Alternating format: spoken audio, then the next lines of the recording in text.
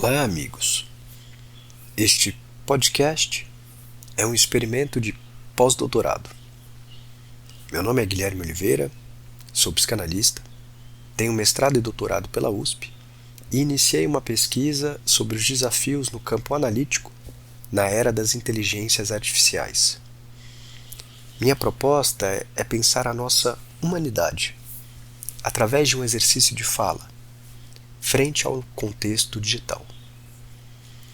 Trarei temas importantes de serem refletidos, nesse momento no qual, cada vez mais, o que nos faz humanos, o nosso desejo, as nossas incongruências e talvez o nosso inconsciente, tem se adaptado e sido envelopado pelo digital. O podcast é para todo e qualquer ouvinte que sinta um desejo e uma angústia sobre o tema. Quanto aos meus colegas de profissão, fica uma provocação e um convite para o debate. Acredito que precisamos levar mais a sério essa discussão, encarar esse desafio e exercer a nossa função de discurso que extrapola a nossa clínica. Nós, psicanalistas, estamos à altura desse nosso tempo? Neste segundo episódio, vamos investigar como o autor proeminente do campo das inteligências artificiais pensa a ideia de inteligência. Trata-se de Stuart Russell. As perguntas que gostaria de colocar para guiar nossa reflexão são: como se produz a episteme do conceito de inteligência no campo do digital? Trata-se, de fato, de um conceito forte e bem fundamentado? Haveria algum viés ideológico na sua formulação? Apresento essas perguntas como norte para a discussão. Porém, antes de adentrar nelas, é necessário fazer uma pequena introdução. Como surgiu o campo das inteligências artificiais? Costuma-se datar o ano de 1950 como o ano do seu surgimento, já que foi aí que Alan Turing publicou o famoso artigo Máquinas Computacionais e Inteligência. Mas o termo inteligência artificial foi cunhado em 1956, na Conferência de Dartmouth. A premissa base é aquela que, se um comportamento humano ou inteligente puder ser descrito de forma precisa e completa por regras ou algoritmos, então uma máquina programada adequadamente seria capaz de reproduzi-lo. A IA moderna não depende mais apenas de descrições explícitas para aprender, mas essa premissa ainda é fundamental. Atualmente, a maioria dos modelos de IA se baseia em Deep Learning, que surge na década de 1980. Pesquisadores como Geoffrey Hinton e Ian LeCun se inspiraram no funcionamento do cérebro biológico e desenvolveram as primeiras redes neurais para serem usadas no aprendizado de máquina. Porém, foram necessárias algumas décadas para, em 2012, a técnica de Deep Learning se consolidar no concurso de pesquisa ImageNet. O que é, afinal, Deep Learning? É um conjunto de técnicas estatísticas que permite que as máquinas aprendam com os dados, em vez de serem apenas programadas para tarefas específicas. Funciona assim: as máquinas são treinadas com uma grande quantidade de dados e, à medida que os usuários interagem, mais dados são gerados, e as máquinas aprendem e se aperfeiçoam. É um ciclo de feedback contínuo. Tudo gira, portanto, em torno de modelos estatísticos treinados segundo uma ampla base de dados e que são aperfeiçoados em uma crescente produção de dados. A aposta é que, aumentando e melhorando os dados, além de aperfeiçoar os modelos estatísticos a partir de treinamento, as máquinas serão capazes de simular e ultrapassar todos os aspectos da inteligência humana. Expectativa essa que não é unânime, mas que não deixa de ter, entre aspas, aparente fundamento, se pensarmos que de 2012 para cá são pouco mais de 10 anos, né, de 12 anos, e muitos avanços aconteceram no campo das inteligências artificiais. Porém, apesar de os algoritmos serem bons para identificar padrões estatísticos, eles não conseguem saber o significado desses padrões. Eles operam no campo da matemática, não compreendem o mundo real. A IA, por si só, não consegue dizer se um padrão encontrado é uma coincidência útil ou sem sentido, cabendo aos humanos que treinam a IA esse discernimento. Assim, podemos dizer que vivemos um momento de perigo. Não de a inteligência artificial ser mais inteligente do que os humanos, mas de supor que ela seja mais inteligente do que nós e, consequentemente, confiar nela para tomar decisões importantes. O perigo se encontra no fato de a simulação algorítmica da inteligência humana não estar sendo considerada como uma simulação, mas tomada enquanto verdade ou mesmo correspondente tal qual ao funcionamento da inteligência humana. Como discutimos no primeiro episódio, há uma tendência animista dos usuários de modelos de linguagem, como o ChatGPT, de projetarem consciência, vida, sentimentos na máquina. Vamos agora ao tema principal desse episódio. Como um teórico importante do campo do digital, pensa o conceito de inteligência e a problemática que o circunda. Grandes quantidades de dados, alta velocidade de processamento e técnicas estatísticas permitem que a IA resolva tarefas específicas sem a necessidade de saber do que se trata. Seu processamento é, digamos, inconsciente. Não no sentido psicanalítico, claro, apenas no sentido de não necessitar de consciência para fazê-lo. Ora, não saber do que se trata implica que as máquinas não sejam inteligentes? Russell acredita que não. Para ele, máquinas são inteligentes na medida em que suas ações são capazes de atingir os objetivos que lhes são dados. Diferente dos humanos, elas não têm objetivos próprios, mas são extremamente eficazes em cumprir as metas que nós definimos. Sua premissa base é a seguinte: inteligência está na relação entre o que percebemos, o que queremos e o que fazemos. Uma entidade é inteligente na medida em que faz o que provavelmente ajudará a atingir o que ela quer, considerando o que percebeu. Nesse sentido, o que define para o autor o fato de ter ou não inteligência é a capacidade de perceber o meio, traçar estratégias e atingir os objetivos, mesmo que não seja necessário para isso autoconsciência, entendimento e objetivos próprios. Trata-se de uma definição muito geral e descritiva da inteligência. E, curiosamente, é uma ideia muito difundida entre os técnicos no campo das IAs. Ou seja, é uma ideia / conceito com muito poder no campo, mesmo que bem questionável conceitualmente. Talvez sabendo da fragilidade desse conceito, o autor busca na história evolutiva das espécies uma fundamentação, falando sobre bactérias, surgimento dos neurônios, dos órgãos perceptivos complexos associados a um cérebro, etc. Russell é um expoente tradicional no campo.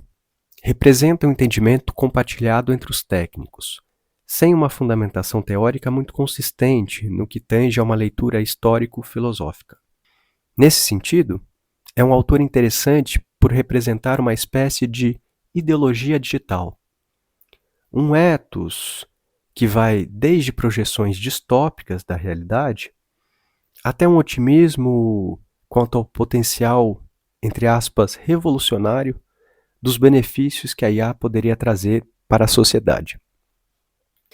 Nesse sentido, gostaria de avançar na crítica.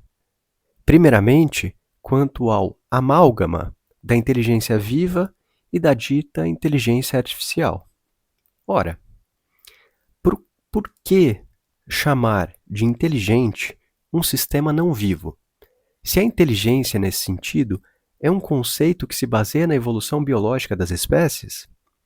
Mesmo que o autor faça ressalvas, dizendo que a IA está longe de ser entendida como ser vivo, ou sequer como forma de consciência, afirmando que não há qualquer pesquisa séria no campo das IAs de produzir consciência nas máquinas e que, mesmo que surgisse uma forma de consciência, ela não faria a menor diferença por não se tratar de um requisito para o seu funcionamento, não deixa de ser curioso basear uma compreensão de um fenômeno em um outro fenômeno cuja natureza é por definição distinta. Mesmo que se argumente que isso apenas ilustra a maneira como as inteligências artificiais surgiram, qual seja, como uma tentativa de descrever e simular comportamentos inteligentes a partir da automação algorítmica, por que dar o nome de inteligência se não for com o propósito de misturar as duas coisas? Parece haver um, digamos, viés ideológico, tal qual uma neblina que invade a percepção e produz uma noção de realidade na qual o surgimento dessa nova inteligência mudará tudo, ameaçando o velho e, ao mesmo tempo, prometendo melhorias revolucionárias. O construto teórico de Russell, baseado nessa concepção de IA entendida como uma prolongação da inteligência biológica por meio dos algoritmos, encontra alguns desafios e problemas dentro da sua obra mesma, que o levam a criar uma hipótese sobre a necessidade de máquinas benéficas, desejáveis. Sublinhemos, não máquinas desejantes, e sim desejáveis. Tratar-se-ia de uma maneira de mantermos o controle sobre a tecnologia. Aqui uma citação de um livro dele, que eu vou deixar na descrição. Máquinas das quais se possa esperar que, com suas ações, atinjam nossos objetivos e não os objetivos delas. Fecha aspas. A explicação é a seguinte: as máquinas agem tendo em vista objetivos específicos que nós, humanos, lhes imbuímos. Haveria, porém, um grande risco nisso, pois, mesmo com objetivos errados, as máquinas fazem de tudo para cumpri-lo. A um nível mais largo, e com o crescimento das IAs em direção a uma IA de uso geral, elas poderiam passar a enganar os humanos para cumprir seus objetivos, não como sinal de consciência ou vida, mas simplesmente por ser dessa maneira como elas agem. Traçam estratégias e atuam tendo em vista os objetivos específicos nelas colocados.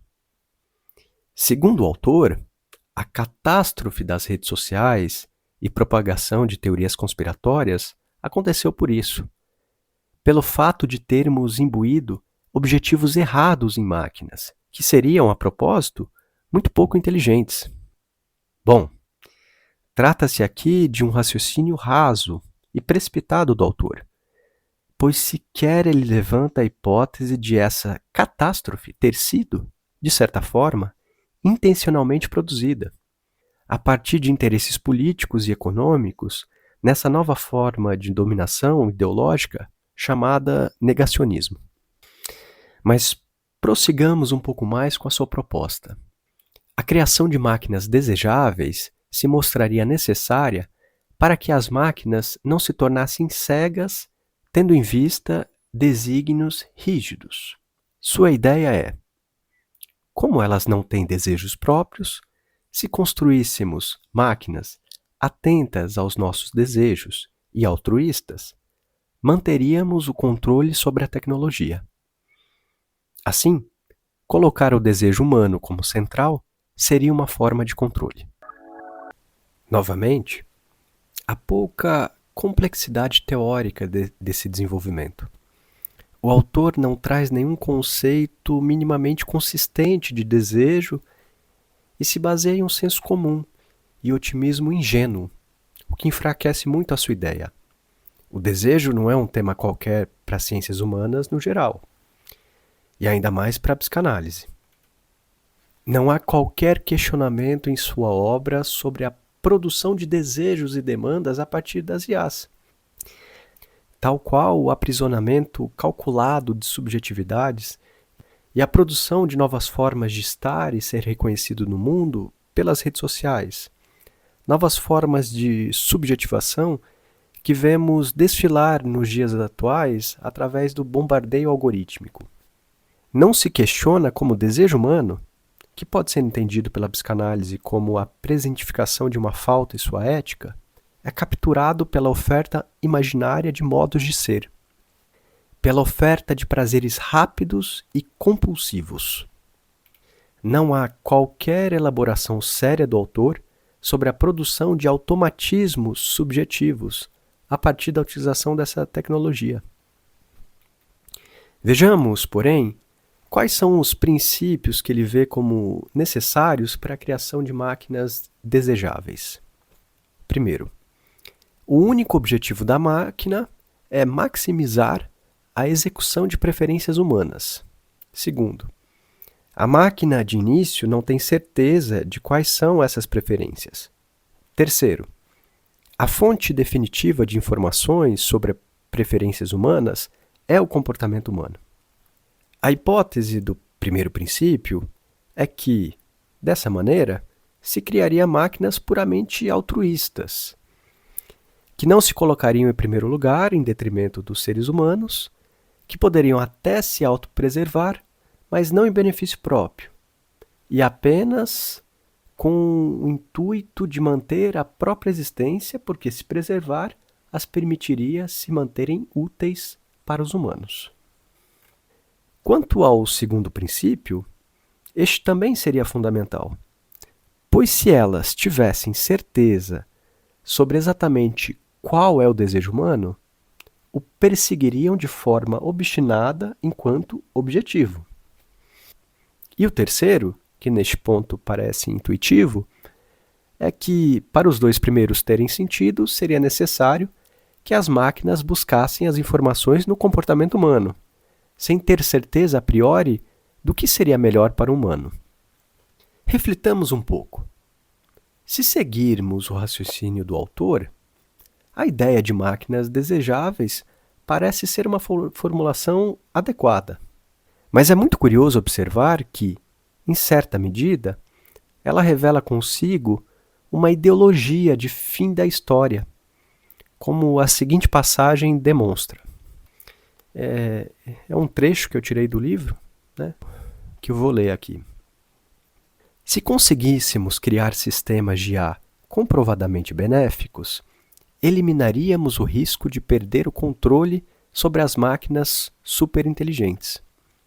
A humanidade poderia continuar a se desenvolver e acolher os benefícios quase inimagináveis advindos da capacidade de manejar uma inteligência muito maior no progresso de nossa civilização. Estaríamos livres de milênios de servidão com robôs agrícolas, industriais e administrativos, e poderíamos explorar ao máximo o potencial da vida.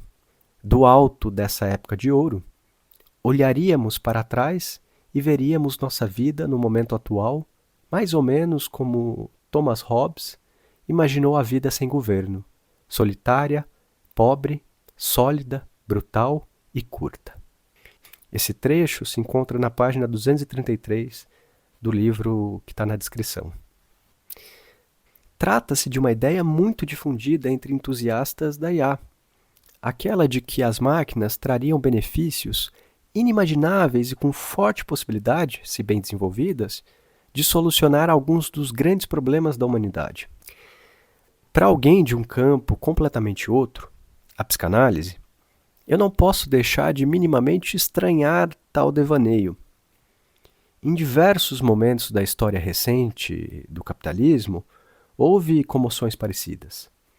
Uma espécie de esperança ingênua de que uma grande virada tecnológica ou política solucionasse de uma vez por todas as tensões integrantes do sistema. Basta lembrar o fim da União Soviética e a ideia de uma vitória do capitalismo e fim das tensões e lutas de classe.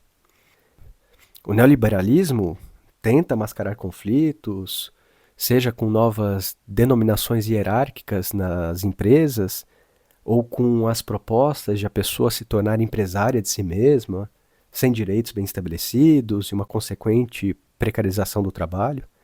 Mas isso não quer dizer fim das tensões. Nesse sentido, por uma desconfiança prévia diante de tal espécie de aposta, me mantenho cético quanto à possibilidade de uma resolução quase mágica a partir do surgimento de uma IA de uso geral, que se adeque aos objetivos humanos. Não quer isso dizer que mudanças não acontecerão.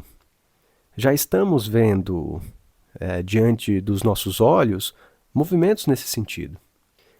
Como a grande influência de algoritmos, entre aspas, pouco inteligentes, em eleições, o aumento do tempo vicioso e não ocioso frente a telas, etc. Transformações essas que, na verdade, vão no sentido contrário àquele de uma diminuição das tensões. Aumento de conflitos políticos, radicalização da extrema-direita, fake news, etc. Ora, se poderia argumentar, tal qual o autor, que isso se deve justamente a uma direção errada no desenvolvimento da IA.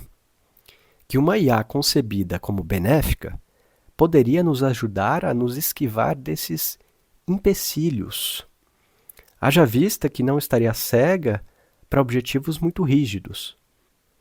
Se adaptaria aos desejos humanos e encontraria o melhor caminho possível para as nossas necessidades. Isso no nível de uma IA de uso geral, podendo ela própria se redesenhar caso os seres humanos demonstrassem descontentamento com como os algoritmos estão ameaçando a democracia, por exemplo. Mesmo que o autor pareça considerar os riscos, soa ingênua essa nova espécie de humanismo cibernético. Além disso, como comentei atrás, é curioso observar que a definição de inteligência trabalhada pelo autor, aquela de entidade que executa o que quer a partir do que percebe, é uma definição de inteligência viva. Não é à toa, ele vai buscar na história evolutiva paralelos e descrições. É certo que se trata da maneira como as pesquisas no campo da IA transcorrem, pois essa definição serve de base para a estruturação algorítmica com o intuito de simular comportamentos inteligentes. Porém, é dado de partida que se trata de um simulacro, de uma imitação, certamente de grandes consequências, mas que deveria ser entendida desta forma, pois não se trata de vida. Ora, algumas pessoas poderiam forçar o argumento e perguntar: o que é afinal vida?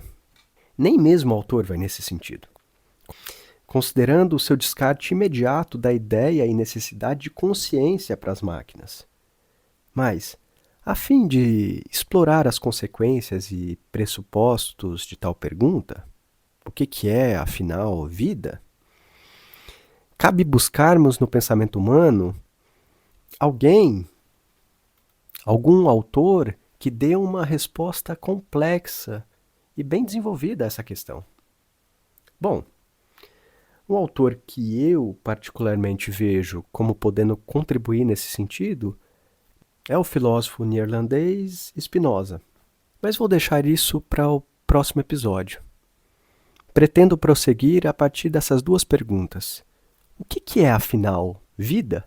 E por que as máquinas não são vivas? Seguimos na semana que vem com a ideia da vida como encontro e resistência. Obrigado.